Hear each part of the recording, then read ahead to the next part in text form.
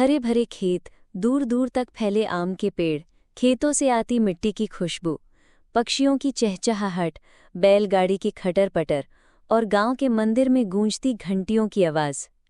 गांव का नाम था गोकुलपुर।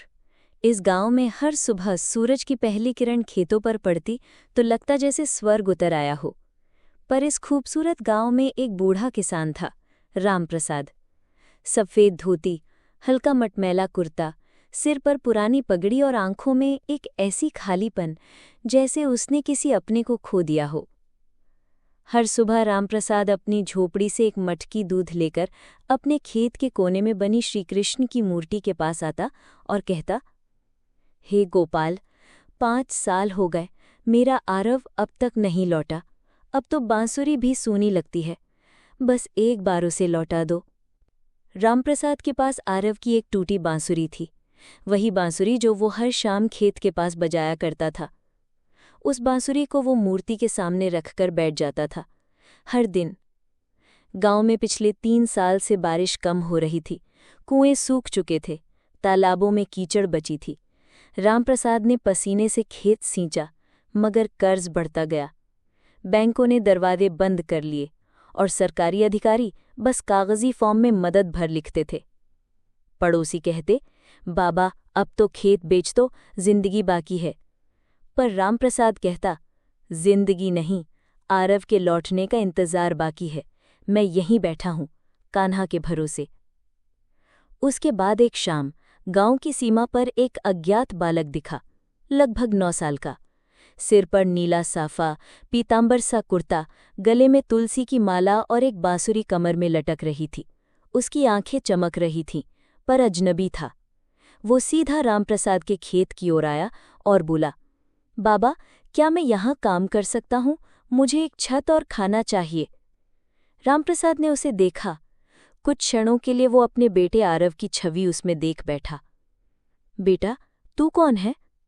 बालक मुस्कुराया, मुझे सब कृष्ण कहते हैं।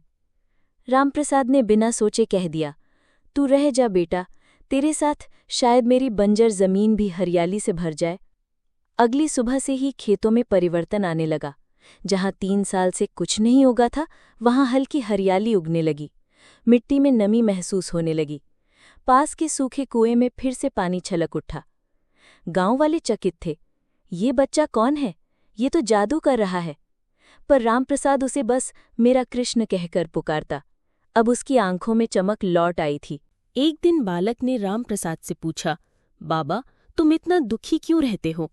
रामप्रसाद ने पहली बार खुलकर सब कहा, अपने बेटे आरव की कहानी, उसकी बांसुरी और वर्षों की प्रतीक्षा। बालक ने बस सिर झुकाया और बोला, जिसका इतना इंतजार है वो लौटेगा, पर पहले आपको खुद को माफ करना होगा। रामप्रसाद आश्चर्यचकित था। मुझे? मैंने क्या गलत किया? अपने दर्द को तुमने भगवान से भी बड़ा बना दिया। पहले उन्हें फिर से दिल से पुकारो। एक रात रामप्रसाद को स्वप्न में वही बालक दिखा। अब वो श्रीकृष्ण के रूप में था, मुकुट, मोरपंख, बांसुरी और अद्भुत प्रकाश से घिरा। रामप्रसाद, तेरा विश्वास और प्रेम मुझे खींच लाया। मैं ही तेरा कृष्णा हूँ और तेरा आरव अब लौटने को तैयार है। रामप्रसाद की आंखों से आंसू बह निकले। सुबह होते ही वो दौड़कर खेत में पहुंचा। बालक वहां नहीं था, पर बांसुरी की मधुर ध्वनि हवा में गूंज रही थी। अचानक गांव में एक युवक दौड़ता आया। वो आरव था, अब 13 साल का। आंखों में वही मासूमियत, हाथ में वही बांसुरी। बाबा, बाबा, मैं लौट आया। गांव वाले दंग रह गए।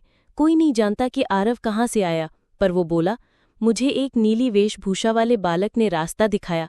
उन्होंने कहा, तेरे बाबा तेरा इंतजार कर रहे हैं। पूरे गांव में उत्सव मनाया गया। सूखे खेत अब लहलहा रहे थे, तालाब फिर से भर गए थे, मंदिर में भजन कीर्तन होने लगा। रामप्रसाद श्रीकृष्ण की मूर्ति के सामने बैठा था, आंखों से अश्रुधारा बह रही थी। हे कान्हा, तू सच में आता है जब दिल में सच्चा प्रेम हो। आकाश में बादल छाए और सुनाई दी वही बालक की बांसुरी, जैसे श्रीकृष्ण स्वयं वहां से मुस्कुरा रहे हों। जहां प्रेम, विश्वास और सेवा है, वहां श्रीकृष्ण स्वयं आते हैं। सिर्फ मूर्ति नहीं, वो मन में भी प्रकट होते हैं। कहानी अच्छी लगी हो तो वीडियो को लाइक और चैनल को सब्सक्राइब करना ना भूलें।